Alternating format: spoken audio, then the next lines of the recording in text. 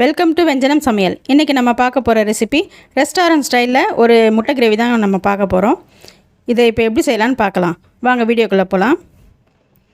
இப்போ stove on பண்ணி ஒரு பேன் வச்சுக்கோங்க. இதில் ஒரு 100 கிராம் எண்ணெய் சேர்த்துக்கலாம். ரிஃபைண்ட் ஆயில் தான் நான் இன்றைக்கி சேர்த்துருக்கேன். இதுக்கு கொஞ்சம் கூடுதலாக எண்ணெய் இருந்தால் தான் நல்லாயிருக்கும். இதில் ஒரு அரை ஸ்பூன் சோம்பு, ஒரு அரை ஸ்பூன் சீரகம் ரெண்டுத்தையும் சேர்த்து நல்லா பொரிய விட்டுருங்க.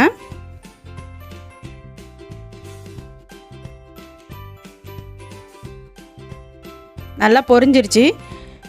இப்போ ஒரு 3 வெங்காயம் மீடியம் சைஸில் எடுத்து பொடியாக கட் பண்ணி வச்சுருக்கேன். இதையும் அதோடு சேர்த்து நல்லா கலந்து விட்டுக்கோங்க.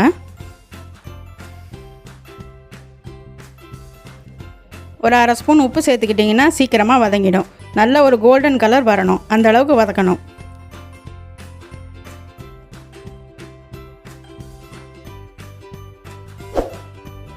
வெங்காயம் வதங்கிறதுக்குள்ளே நம்ம கொஞ்சம் ஒரு மசாலா அரைச்சிக்கலாம்.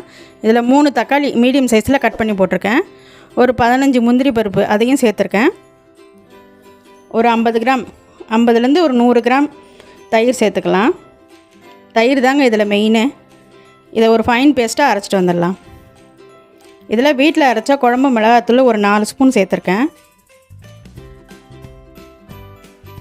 ஒரு அரை ஸ்பூன் மஞ்சத்தூள். இது எல்லாத்தையும் ஒரு நிமிஷம் நல்லா கலந்து விட்டுக்கோங்க. ரொம்ப நேரம் வதக்குனிங்கன்னா கரிஞ்சிரும்.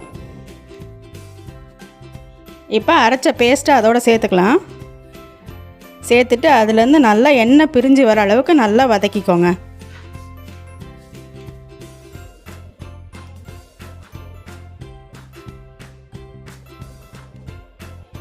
இப்போ எண்ணெயெல்லாம் நல்லா பிரிஞ்சு வந்துருச்சுங்க. இந்த அளவுக்கு நல்லா வதக்கணும். அப்போ தான் மசாலா இல்லாமல் நல்லா ஒரு டேஸ்ட் கொடுக்கும். இதில் ஒரு கிளாஸ் தண்ணி சேர்த்துக்கலாம். சேர்த்து நல்லா கலந்து விட்டுக்கோங்க.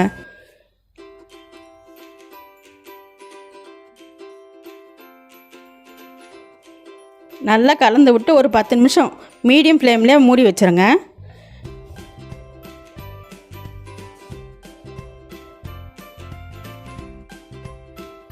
பாருங்கள், நல்லா கிரேவி ஒரு கரெக்டான பக்குவத்துக்கு வந்திருக்கு. எண்ணெயெல்லாம் பிரிஞ்சு நல்லா வந்திருக்கு பாருங்கள். இப்போ ஒரு 6 முட்டை அவிச்சு எடுத்து வச்சுருக்கேன். இதை 4 பக்கமும் ஒரு கோடு போட்டு வச்சுக்கோங்க. அப்போ தான் அந்த மசாலா உப்பு எல்லாமே அந்த முட்டைக்குள்ளே போகும். எல்லா முட்டையும் அதில் சேர்த்துக்கலாம்.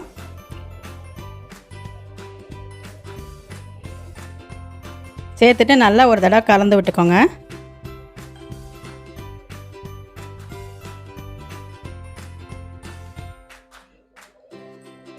அதிலே ஒரு அரை ஸ்பூன் மிளகுத்தூள், ஒரு அரை ஸ்பூன் கரம் மசாலா வாசனைக்கு, இதையும் சேர்த்து நல்லா கலந்து விட்டுக்கோங்க.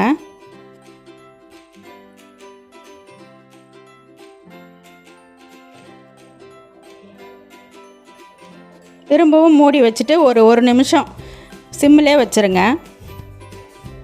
இந்த முட்டைக்குள்ள நல்லா உப்பு காரெல்லாம் போகிறதுக்காக. பாருங்கள், கிரேவி நல்லா ரெடி ஆகிடுச்சு.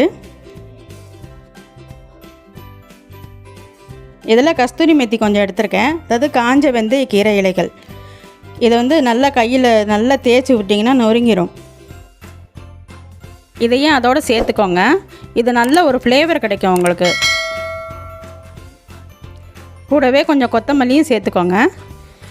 இதையும் சேர்த்துட்டு நல்லா ஒரு தடவை கலந்து விட்டுக்கோங்க. கிரேவி நமக்கு ரெடி ஆகிடுச்சுங்க. இப்போ இருக்க காலகட்டத்தில் நம்ம ரெஸ்டாரண்ட்லாம் போக முடியாது. அதனால் அந்த டேஸ்ட்டில் நம்ம வீட்லேயே நம்ம செஞ்சு பார்த்துக்கலாம். பண்ணி பார்த்துட்டு சொல்லுங்கள். ரெஸ்டாரண்ட் ஸ்டைலில் முட்டை கிரேவி ரெடி.